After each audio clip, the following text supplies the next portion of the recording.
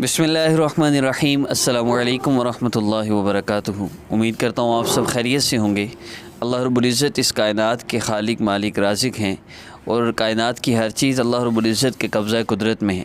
اس بات کا یقین اپنے دل میں بٹھا لیجئے، اور یہ یقین ہمارے دل میں جب تک نہ ہو ہمارے مسئلے حل نہیں ہو سکتے۔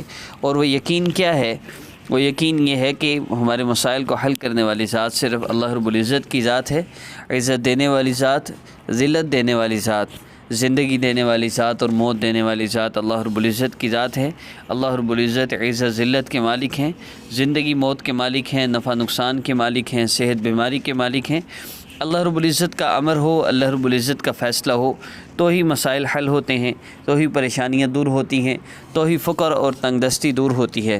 حدیث قدسی میں آتا ہے، اللہ رب العزت فرماتے ہیں جس کا مفہوم ہے، اے میرے بندے، جب تجھ پر تنگی آئی، فقر آیا، پریشانی آئی، تو کسی مصیبت میں پڑ گیا، تیری ہائے نکلی، میرا نام نکلا، تو نے ہمیشہ مجھے پکارا، میرے بندے، جب میں نے تیرے فقر کو، تیری پریشانی کو، تیری تنگدستی کو، تیری تکلیف اور مصیبت کو دور کر دیا، پھر تو مجھے ایسے بھول جاتا ہے جیسے تو نے مجھ سے مانگا ہی کچھ نہیں تھا۔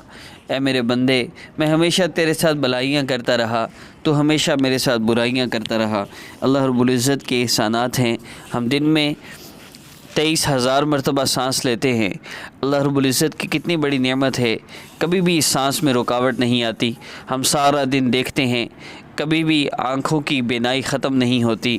ہم سارا دن سنتے ہیں، کانوں کی سنوائی ختم نہیں ہوتی، زبان کی گویائی ختم نہیں ہوتی، اور دل دھڑکنا بند نہیں کرتا۔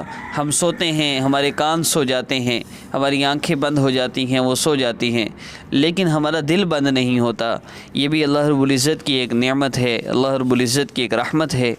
تو اللہ رب العزت کی اتنی نعمتوں کے بعد اگر اللہ رب العزت کی طرف سے کوئی آزمائش آ جائے، تنگ دستی کی آزمائش ہے، اور مالی طور پہ اس طرح عمومی طور پہ جس طرح ہم لوگ چاہتے ہیں کہ ہمارے پاس لاکھوں روپیہ ہو، عیش و عشرت ہو، تو سب سے پہلی چیز یاد رکھیے گا کہ مال کی کثرت سے زندگی میں سکون نہیں آ سکتا، مال کی کثرت سے خوشیاں نہیں مل سکتی، مال کی کثرت سے مسئلے حل نہیں ہو سکتے، مال کی کثرت سے خواہشات پوری نہیں ہو سکتی، ضروریات ہی پوری ہو سکتی ہیں۔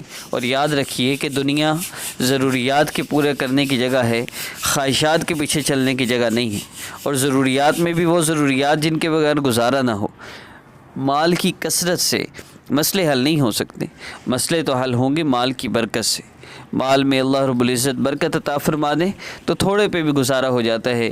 ایک اللہ والے کے پاس ایک بندہ گیا، جا کے کہنے لگا، حضرت میری 15,000 تنخواہ ہے، دعا فرما دیں، اللہ میرے حالات ٹھیک کر دیں۔ اسی دن ایک 50,000 والا گیا اور کہنے لگا 50,000 تنخواہ ہے، دعا کریں، اللہ میرے حالات ٹھیک کر دیں۔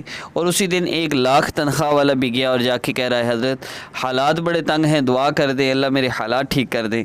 تو پیسے تو اب 15 والا سمجھتا ہے کہ 50 مل جائے تو مسئلے حل ہو جائیں گے، 50 والا کہہ رہا ہے 1,00,000 مل جائے تو مسئلہ حل ہو جائے گا، 1,00,000 والا کہہ رہا ہے 2,00,000 مل جائے تو میرا مسئلہ حل ہو جائے گا۔ حالانکہ 15 والے کا بھی گزارا اس میں ہو سکتا ہے، 50 والے کا بھی اس میں بہترین گزارا ہو سکتا ہے، اور 1,00,000 والے کا بھی اس میں ہو سکتا ہے، اگر اللہ رب العزت کی نافرمانی کو چھوڑ دیں اور اللہ رب العزت سے اپنے مسائل کو حل کروائیں۔ تو مال کی برکت مطلوب ہے، برکت ہوگی تو 15,000 میں بھی بہترین گزارا ہوگا اور زندگی میں سکون ہوگا۔ اب برکت کے لیے چند چیزیں ہیں۔ سب سے پہلی چیز جو برکت کے لیے مطلوب ہے وہ ہے اللہ رب العزت کا ذکر۔ چلتے پھرتے اٹھتے بیٹھتے اللہ رب العزت کو یاد کرنا، یہ اس سے زندگی میں برکت آتی ہے۔ برکت کے لیے دوسرا عمل کیا ہے؟ استغفار کی کثرت۔ چلتے پھرتے اٹھتے بیٹھتے استغفر اللہ استغفر اللہ، تو یہ ذکر اسی میں آ جائے گا۔ تو استغفار کی کثرت ہو، جو سارا دن استغفار کرتا ہے، اللہ رب العزت استغفار کرنے والے کے لیے ہر تنگی میں سے راستہ نکالتے ہیں اور ایسی جگہ سے رزق عطا فرماتے ہیں جہاں سے اس کا گمان بھی نہیں ہوتا۔ دوسرا کام جو برکت کے لیے ہے وہ ہے گناہوں کا چھوڑ دینا۔ جو بندہ گناہوں کو چھوڑ دیتا ہے، اللہ پاک اس کی زندگی میں برکتیں لے آتے ہیں۔ اور تیسرا کام ہے ہر کام کے شروع میں بسم اللہ الرحمن الرحیم یا صرف بسم اللہ پڑھنا۔ گلاس اٹھایا بسم اللہ، رکھ دیا بسم اللہ پڑھ کے رکھیں، دروازہ کھولا بسم اللہ پڑھ کے کھولیے، دروازہ بند کیا بسم اللہ پڑھ کے بند کی، موبائل اٹھایا تو بسم اللہ پڑھ کے اٹھایا، موبائل رکھا تو بسم اللہ پڑھ کے رکھا۔